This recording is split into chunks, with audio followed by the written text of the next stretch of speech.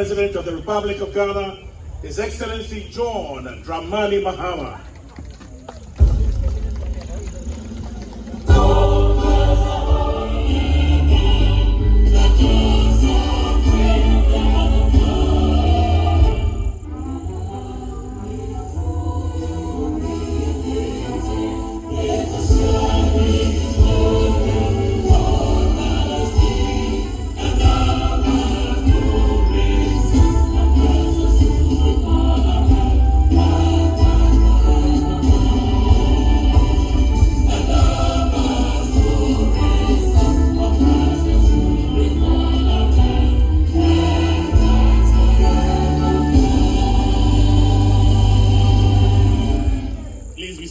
Others fizzle out.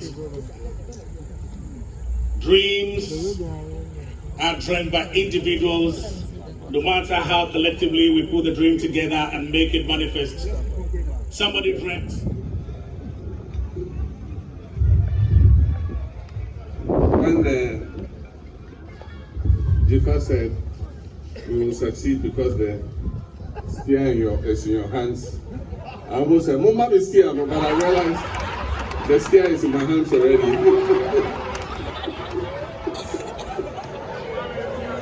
Thank you. Thank you very much.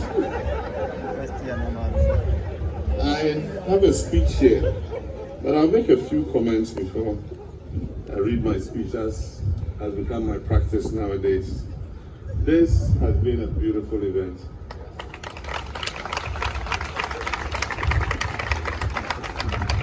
And I want to thank Jifa, the ministry, Rex Omar, and all those involved in the Black Star experience, because it's a multifaceted component of our whole tourism experience. Black Star experience is the overarching superdome of everything that is a component under it, and Rex Omar expatiated that very well. Today we're doing this at a historical monument. You know, in 1957 we gained independence, and in addition to the Black Star Square, which is to our right, we have this monument, which is called the Independence Arc. Now, if you're a student of history, you know what arcs represent. In the past, Alexander the Great, Otto von Bismarck, Napoleon, all of them, when they went to war and they were victorious, an arc was built to commemorate the victory that they had gained.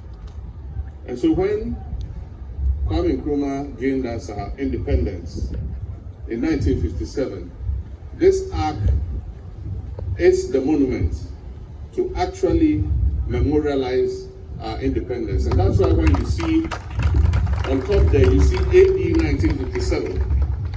For those who understand Latin, AD means Anno Domino, and AD represents after Christ. So we have two ages in all our history. We have before Christ, which is called BC, and then we have AD, which is after Christ. And so Anno Domino, the year of 1957, Ghana chalked a success, and this arc was built to commemorate that success. And when it was built, Kwame Nkrumah, together with his Pan-Africanist comrades, Marcus Garvey, W.E.B. Du Bois, and all of them, they envisaged the concept of the Black Star. Because in all our history, you look in the sky, you see a star shining. Because we are miles away, you can see it glitter. But when you go closer, it might not necessarily be white, it could be a different color. And so in all the commemoration of the stars in the sky, it was envisaged that Ghana, the first country to gain independence, was going to be the star of all of Black Africa, including the diaspora. And that is why Kwame Nkrumah talked about the Black Star, the African personality, and all that, to make us proud in our identity and who we were. In the last 8 years, attempts have been made to suppress the role Kwame Nkrumah played in gaining our independence. Indeed, people have said he's not the founder of our nation. Not he alone could have founded our nation. But however you try to suppress the name of Kwame Nkrumah, it has gone beyond our hands. Kwame Nkrumah is a worldwide icon, recognized by the whole world.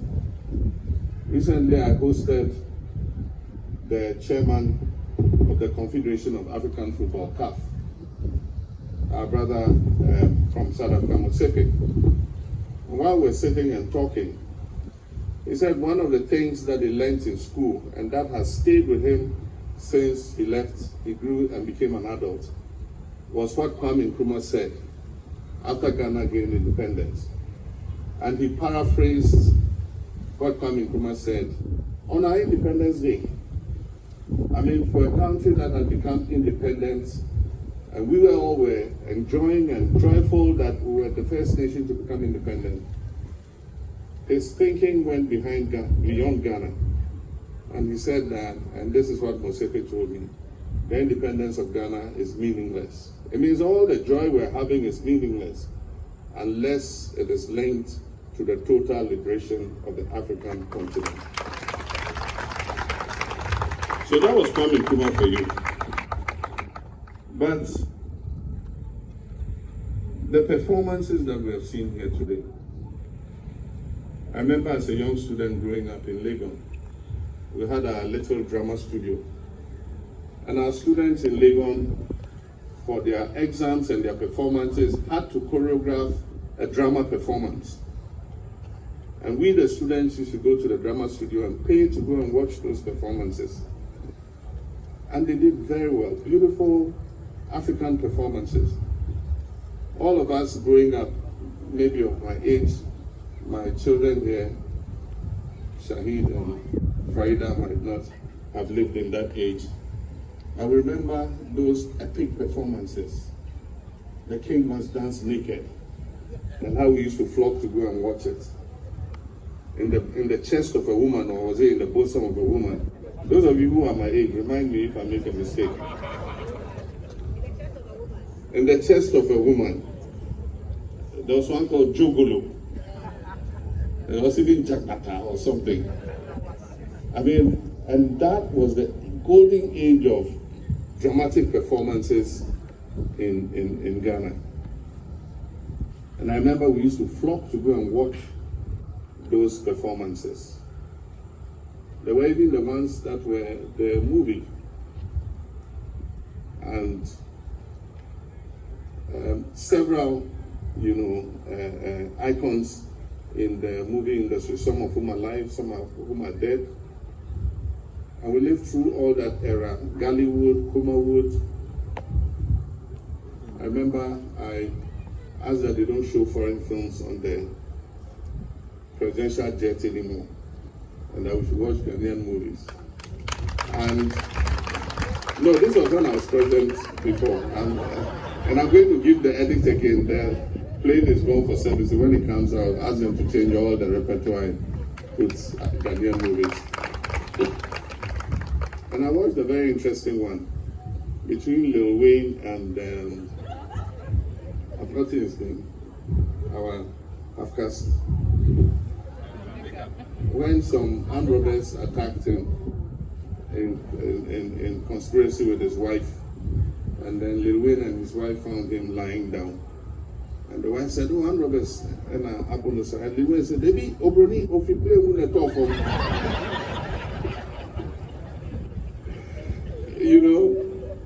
And then they took him home, nursed him, and Lilwin was pounding fufu and said, anywhere he puts the yam, he should pound it.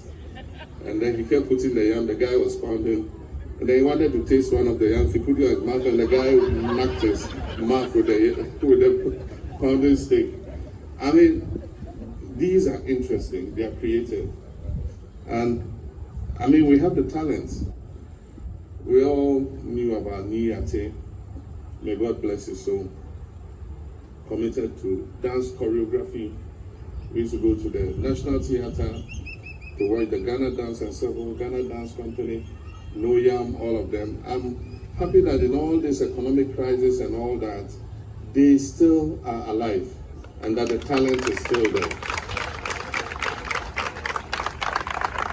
Now here, even though Niate is gone, his son has taken over and is doing fantastic creative work. And it just lets us know that the talent is there and we must continue to nurture it. I mean, we watched the palm wine music and I asked if the king of palm wine music was still alive.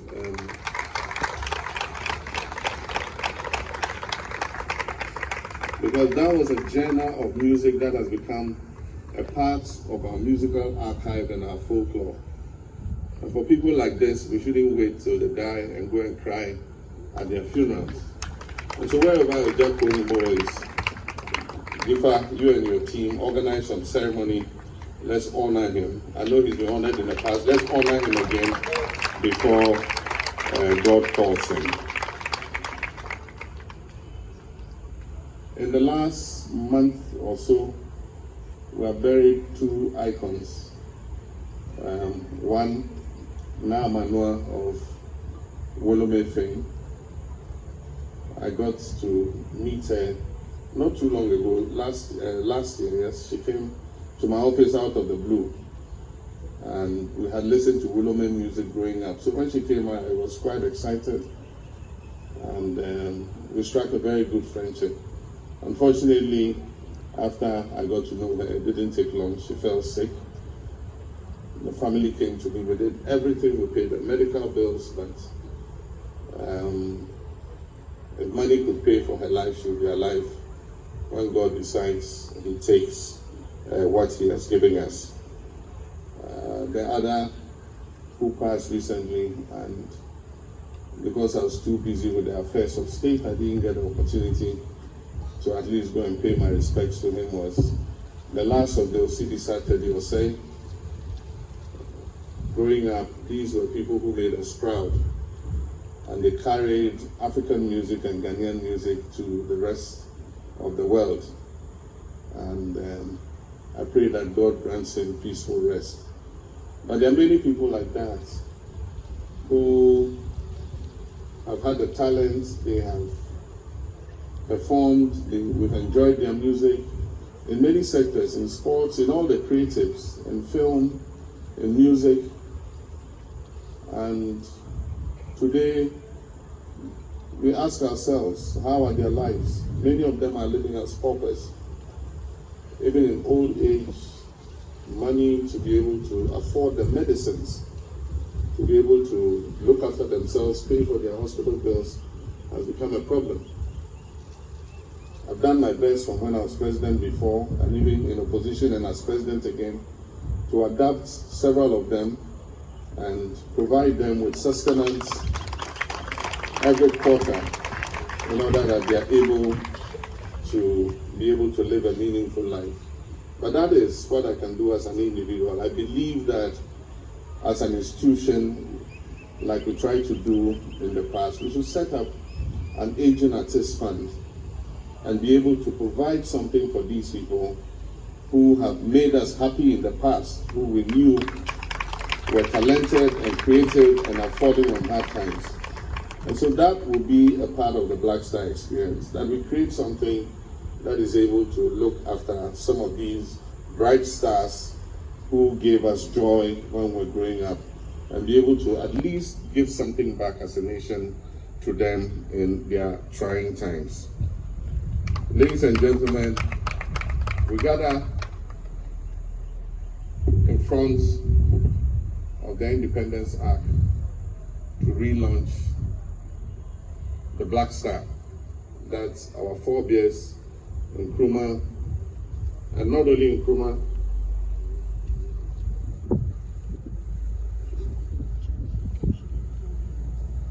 be when I should wave it. So you hold it for the meantime. We gather before the Independence Arc to rededicate ourselves to the concept of the Black Star.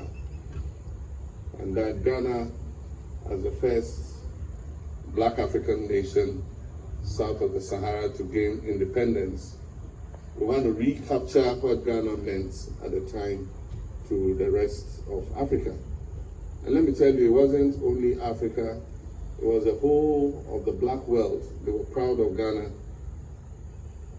as the first Black African nation to gain independence. And there's something that happened on the day.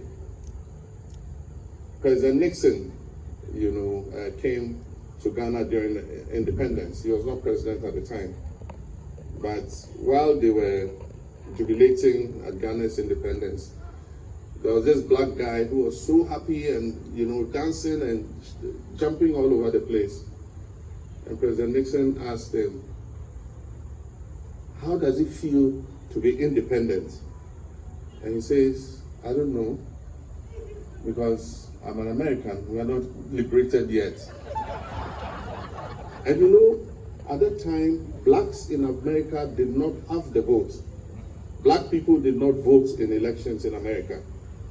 And at the time, Americans were fighting their civil rights movement to give black people the freedom in America to be considered the same as white Americans. And so Ghana became independent even before our brothers in America, the blacks, gained their civil rights. And so he says, I don't know how it is to be independent. I'm American, I'm from Alabama. That's what the guy said. But subsequently, in 1960s, the blacks in America also got the vote. And so Ghana's independence is a very pivotal event. And that's why we're drawing our inspiration for our tourism experience. We have a lot to market. We have talent, we have creative. And so we have a lot to market to make our tourism experience something that people will crave for. And so as your president, I will open the creative space.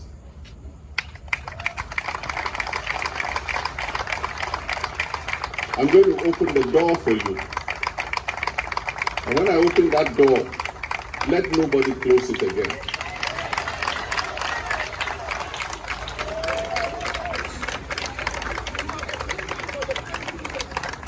And we're going to do this together, all of us.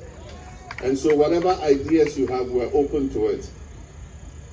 And let this be the start of the Black Star experience. And we'll hand this over from government to government to government. It doesn't matter whether it's NDC or MPP or PNC or CPP. We are all the Black Star. We're Ghanaians. And we're proud of our heritage and our culture. Now let me inflict this speech on you. Mercifully, it's not too long. I think it's just some 5 pages or so. And so I've said what was in my heart. Now, let me tell you officially what you're asking me to tell you. This evening as I... Okay, the flag is here.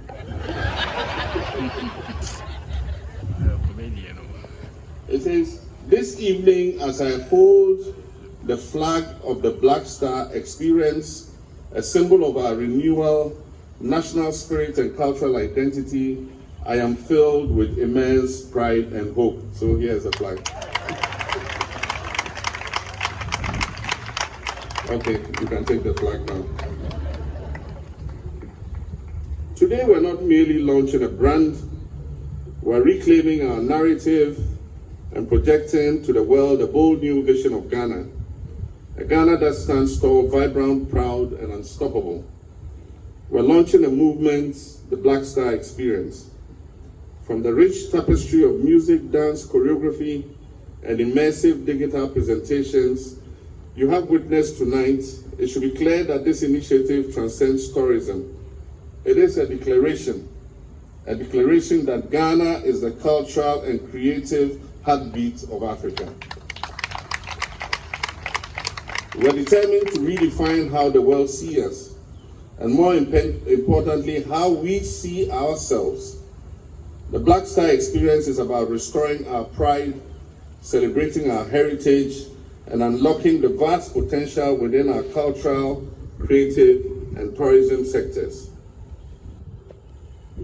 Ghana must be recognized not only for its historic achievements, but also for its dynamic present and limitless future. A powerful legacy has shaped our nation from the enduring kingdoms of Kwame, Dagong, and Ashanti to the fearless Pan-Africanist leadership of Osagefo Dr. Kwame Nkrumah, whose vision of African unity still inspires generations. And yet for too long, we have underinvested in what makes Ghana truly exceptional. That is our culture, our creativity, our warmth, and the way of life. And that must change. And I say that from today, that will change. The Black Star Experience is our solemn pledge, one, to rebrand Ghana, and in that we will showcase to the world the brilliance of our festivals, the rhythm of our music, the beauty of our fashion, the power of our films, the richness of our cuisine, the wisdom in our storytelling, and the unmatched warmth of our people. Two, we'll create jobs.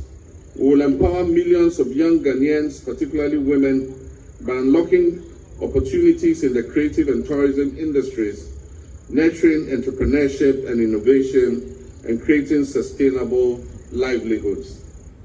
And three, we'll attract investment.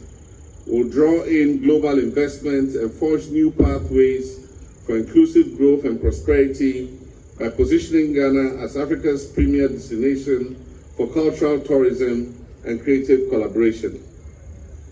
Let it be known that the Black Star Experience is not a one-off event.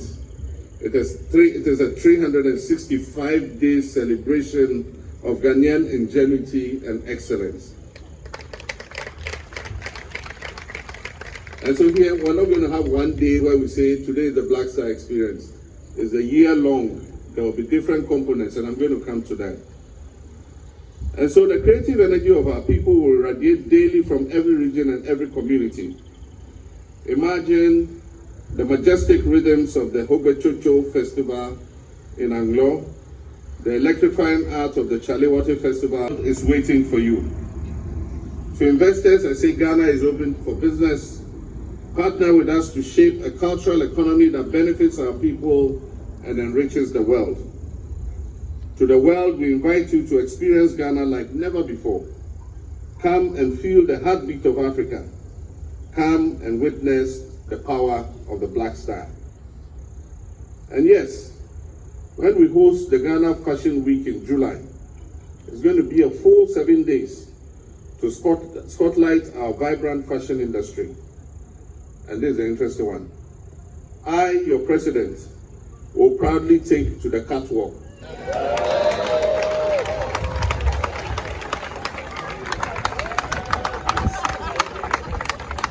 Because this experience is real and it belongs to all of us. If you notice, I wear made in Ghana clothes. This is my round neck. We probably call it Jonathan, yeah? And then I have political suits, all sewn by Ghanaian designers. And even if you see me wear a suit, it is made in Ghana. And so on that day, I'm going to go into my wardrobe and I'm going to change 3 times. And I'm going to walk on the catwalk. And anytime I walk, I'll tell you which designer sewed that particular dress. I also eagerly anticipate the Accra, Tamale, Kumasi, Ho, and Takoradi street carnivals. We're going to have street carnivals in all these regional capitals. And the youth are going to come out, we're going to have masquerades, we're going to do all kinds of things. And then we're also going to have the Taste of Ghana food fairs, where we showcase our foods. You go to many African countries and they have just one food. In Ghana, we have the Agbelika clothes, we have the Banku and Petrideshi, Wokle, Fufu, and light soup, Tunzafi, Mutu and granite soup, Wache, which was the one that I liked very much. Red, Gobe, we have Gobe. So at these food fairs, which will hold nationwide, We're going to get our caterers to come and cook the best of Ghanaian food, and Ghanaians will flood there, foreigners will come and have a taste of Ghanaian cuisine. So ladies and gentlemen, I told you this speech was short. Together, let us make Ghana a true cultural and economic powerhouse, shining brightly like the black star that we see on top of this Independence Act. And let us be reminded of the words of Osajifo Dr. Kwame Nkrumah. He says, we face neither east nor west. In Ghana, we face forward. The Black Star experience is that forward that Nkrumah talked about. It is our pride, it is our legacy, it is our future. And let's make it legendary. I thank you, and may God richly bless our homeland, Ghana. Thank you. Thank you very much.